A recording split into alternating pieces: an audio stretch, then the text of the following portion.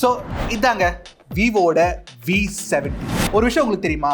Actually இங்கே போன video நீங்கள் பார்த்துருந்தீங்கன்னா கண்டிப்பாக இந்த விஷயம் உங்களுக்கு தெரிஞ்சிருக்கும். என்னன்னா விவோ V70 லான்ச் பண்ணும்போது விவோ 45,999 லான்ச் பண்ணாங்க.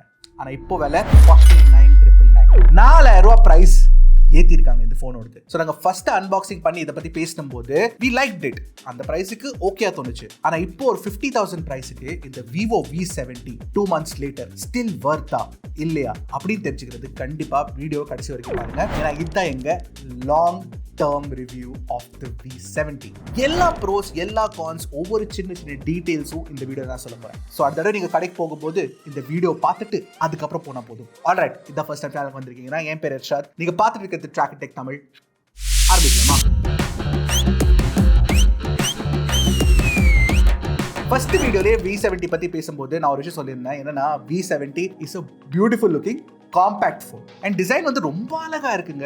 அண்ட் ஒரு 2 மாசத்துக்கு அப்புறமும் எனக்கு அதே தான் தோணுது. அண்ட் இன்ஃபேக்ட் இந்த ஃபோன் நாங்கள் டெஸ்ட் பண்ண கலர் எஸ்பெஷலி நீங்கள் பார்த்தீங்கன்னா it's one of the nicest colours on a phone in 2026. அது மட்டும் இல்லை, சைஸ் சின்னதாக இருக்கிறதுனால கம்ஃபர்டபுளாக இருக்கு அண்ட் லுக் இவ்வளோ நல்லா இருக்கிறதுனால எனக்கு வந்து இந்த ஃபோனை கேஸ் போட்டு யூஸ் பண்ணணும்னு தோணவே இல்லை. இன்ஃபேக்ட் நாங்கள் கேஸ் போட்டு யூஸ் பண்ணவே இல்லை. அண்ட் அப்படி நீங்கள் பண்ணணும்னு அவசியம் இல்லை, ஏன்னா பாக்ஸில் கேஸ் கொடுத்துட்றாங்க விவோ. நாங்கள் அன்பாக்சிங்கில் காட்டணுமே. இன்ஃபேக்ட் இன் ஹேண்ட் ஃபீல் வந்து ஸ்மூத்தாக இருக்குது, நல்லா ப்ரீமியமாக இருக்குதுங்க. அண்ட் யூஸ் பண்ண எனக்கு என்ன தோணுச்சுன்னா, இது இருக்கிற வெயிட் கூட எனக்கு அந்த ஃபீல் ஆக மாட்டேங்குதுங்க. ஏன்னா எர்கோனாமிக்ஸ் அவ்வளோ நல்லா பண்ணியிருக்காங்க. பை தி வே 60 நாளுக்கு அப்புறம் நாங்கள் ஒரு விஷயம் நோட்டீஸ் பண்ணோம். என்னன்னா இந்த ஸ்க்ரீன்ல வந்து ஈஸியா உங்களுக்கு ஸ்மட்ஜஸ் விழுகும். ஸோ பேசிக்கலி நீங்க தொடச்சிட்டே இருக்கணும். பட் அது கூட நீங்க பாத்தீங்கன்னா ஓகேன்னு சொல்லலாம். பட் இந்த ஸ்க்ரீன்ல ஈஸியா ஸ்கிராச்சஸ் வந்துருது. ஸோ நீங்க கேர்ஃபுல்லா இல்லைனா இல்ல ஸ்க்ரீன் ப்ரொடெக்டர் யூஸ் பண்ணலனா கண்டிப்பா இந்த ஸ்க்ரீன்ல வந்து ஸ்கிராச்சஸ் விழுகும். மைக்ரோ ஸ்கிராச்சஸ் உங்களுக்கு தெரியும். நாங்களே காட்டுறோம் பீரோல. அதுவும் நாங்க கையில எடுத்து ஒரே நாள்ல ஸ்கிராச்சஸ் விழுக ஆரம்பிச்சிருச்சு. இன்ஃபேக்ட் இந்த மைக்ரோ ஸ்கிராச்சஸ்ல பார்த்ததுக்கு அப்புறம் நாங்க வந்து இந்த போனை இப்படி அப்சைட் டவுனா வைக்கிறது நிறுத்திட்டோம். Actually completely. ஆனா நாங்க வந்து ஃபுல்லா ஸ்கிரீன் கார்டு இல்லாம தான் யூஸ் பண்ணிருக்கோம். ஏன்னா just to tell you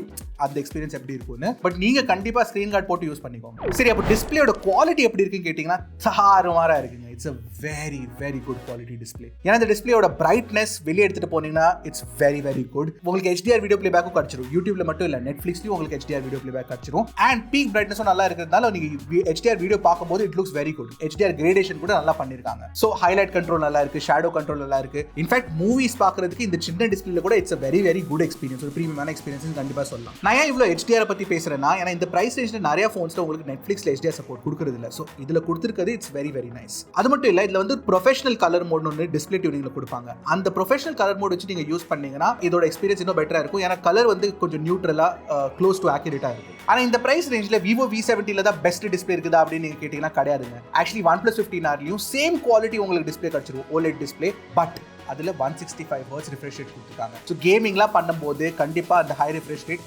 definitely comes in handy. இன்னும் ஸ்மூத்தா இருக்கும் டிஸ்பிளே.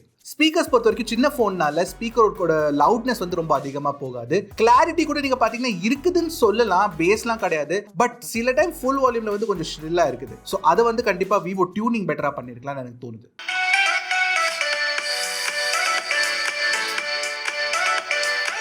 ஒரு விஷயத்துல எனக்கு இந்த விவோ V70 வந்து இந்த 2 மாசத்துல ரொம்ப பிடிச்சி போச்சு. என்னன்னா இதோட கேமரா எக்ஸ்பீரியன்ஸ் தான்.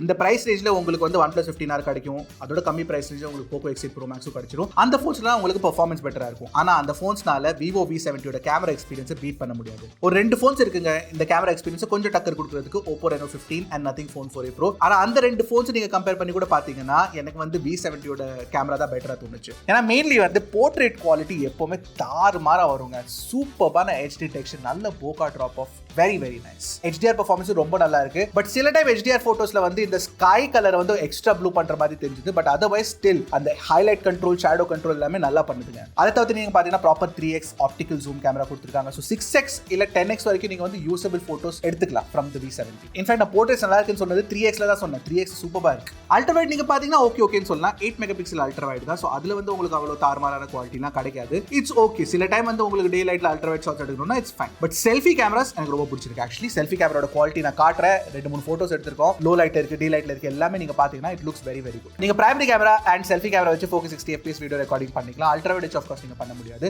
பட் நாங்க எடுத்திருக்க வீடியோஸ் நீங்க பாத்தீங்கன்னா it actually looks very good. Especially இந்த 50,000 பிரைஸ் ரேஞ்சுக்கு நல்ல வீடியோ குவாலிட்டி எடுக்குது கண்டிப்பா சொல்லலாம். ஸோ ஓவராலா ஒரு கேமரா ஓரியன்டட் ஃபோன் அண்ட் நல்ல கேமரா ஃபோன் கண்டிப்பா சொல்லலாம். It's very good. ஆனா எங்க இந்த V70 வந்து அடி வாங்குதுன்னா Snapdragon 7 Gen 4 கொடுத்துருக்காங்க.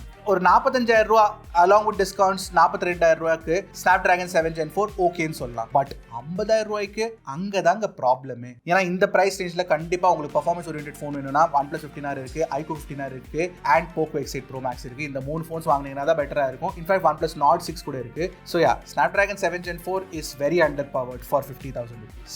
ஏன்னா நீங்க இந்த ஜென்ஷன் இம்பாக்ட், உதரிங் வேவ்ஸ் அந்த மாதிரி நீங்க கிராஃபிக்கலி இன்டென்சிவ் கேம்ஸ்ல விளையாண்டீங்கன்னா கண்டிப்பா இந்த ஃபோனால தாங்க முடியாதுங்க. ஆனா நீங்க BGMI COD மாதிரி கேம்ஸ்ல விளையாண்டீங்கன்னா இட்ஸ் ஓகே. பட் ஸ்டில் இது வந்து ஒரு கேமிங் ஃபோன் நான் கண்டிப்பா சொல்ல மாட்டேன். கேமிங்காக நீங்க ஒரு phone தேடுறீங்கன்னா you'll have to look at other options. அப்புறம் சில டைம் ஒரு விஷயம் நான் நோட்டீஸ் பண்ணேன். டச் ரெஸ்பான்ஸ் டிஸ்ப்ளே நல்லா இருக்கு, ஓவரால் சாஃப்ட்வேர் எக்ஸ்பீரியன்ஸ் கூட ஸ்மூத்தா இருக்கு. பட் சில டைம் ஐ டோன்ட் நோ எதனால நடக்குது அப்படின்னு, பட் சில டைம் ஸ்வைப் பண்ணும்போது டச் ரெஜிஸ்டர் ஆகுது இல்ல, சில டைம் அந்த நோட்டிஃபிகேஷன் பேனல் கீழே கொண்டு வரும்போது ஸ்டட்டர் ஆகுது. பட் அதர்வைஸ் எனக்கு அவ்வளவு பெரிய பக் மாதிரி எதுவுமே தெரியல. ஆஃப் கோர்ஸ் UFS 4.1 ஸ்டோரேஜ் கொடுத்திருக்காங்க. சோ UFS ஸ்டோரேஜ் கண்டிப்பா ஒரு அட்வான்டேஜ் நான் சொல்லுவேன். அண்ட் அந்த ஸ்டோரேஜ்னாலே நீங்க பாத்தீங்கன்னா சாஃப்ட்வேர் எக்ஸ்பீரியன்ஸ் இன்னும் ஸ்மூத்தா இருக்கும். Talking about software, of course உங்களுக்கு Origin OS 6 based on Android 16 கொடுத்திருக்காங்க. அண்ட் நீங்க Origin OS எக்ஸ்பீரியன்ஸ் நீங்க பாத்தீங்கன்னா இட்ஸ் குட் அப்படின்னு சொல்லலாம். ஏன்னா மெயின்லி வந்து உங்களுக்கு Origin Island கொடுத்திருக்காங்க. சோ அதுல வந்து ஐபோன்ல இருக்க டைனமிக் ஐலண்ட் மாதிரி இம்ப்ளிமெண்டேஷன் உங்களுக்கு கிடைச்சிடும். அதை தவிர்த்து நீங்க பாத்தீங்கன்னா உங்களுக்கு வந்து நிறைய ஃபீச்சர்ஸ் கொடுத்திருக்காங்க. ஃபார் எக்ஸாம்பிள் லாக் ஸ்கிரீன்ல வந்து நீங்க டிஃபரெண்ட் வால்பேப்பர்ஸ் வச்சு டெப்த் எஃபெக்ட்லாம் கிரியேட் பண்ணிக்கலாம். அதெல்லாம் இருக்கு, எவ்ரிதிங் இஸ் தேர். பட் ஒரு பிரீமியம் ஃபீல் வர மாட்டேங்குது பிகாஸ் ஆஃப் த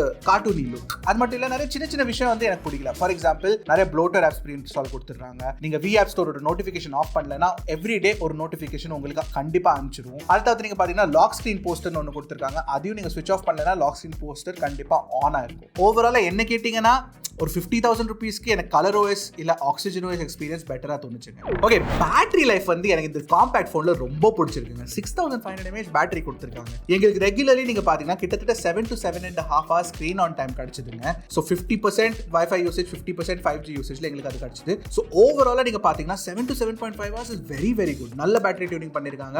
அதுக்கான மெயின் காரணம் வந்து 7 Gen 4 மாதிரி ப்ராசஸர்லாம் ரொம்ப பவர் குடிக்காது. So therefore it is very good. அதை தவிர்த்து நீங்க பாத்தீங்கன்னா 90 வாட் சார்ஜிங் இருக்கிறதுனால நீங்க 50 மினிட்ஸ்ல 100% சார்ஜ் ஈஸியா பண்ணிடலாம். ஸோ ஓவராலா இந்த ஃபோனை பத்தி நான் சொல்லணும்னா, இந்த ஃபோனோட பாசிட்டிவ்ஸ் வந்து ஆஃப்டர் 2 months எனக்கு என்ன தெரிஞ்சு தெரியுமா? கேமரா கண்டிப்பா ஒரு பாசிட்டிவா தெரிஞ்சது at 50,000 rupees. அதாவது நீங்க பாத்தீங்கன்னா display is not bad. Design and compact feel வந்து is very good. Premium feel கண்டிப்பா கொடுக்குது. பேட்டரி லைஃப் ரொம்ப நல்லா இருக்கு. ஆனா பெர்ஃபார்மன்ஸ் பொறுத்த வரைக்கும் 7 Gen 4 வந்து even if it is a camera focused phone எனக்கு கொஞ்சம் கம்மியா தோணுச்சு at 50,000 rupees. அட்லீஸ்ட் ஒரு MediaTek Dimensity 8350, 8400 இல்ல 8500 அந்த மாதிரி கொடுத்திருந்தாங்கன்னா பெட்டரா இருந்திருக்கும். ஏன்னா ஓப்போல உங்களுக்கு அது கிடைக்குது. ஸோ டெஃபினெட்லி 8450 கிடைக்குது. ஸோ உங்களுக்கு பெர்ஃபார்மன்ஸ் அதுல நல்லா கிடைக்கும்ல. இல்ல பெர்ஃபார்மன்ஸ்ல கொஞ்சம் அடி வாங்குதுங்க.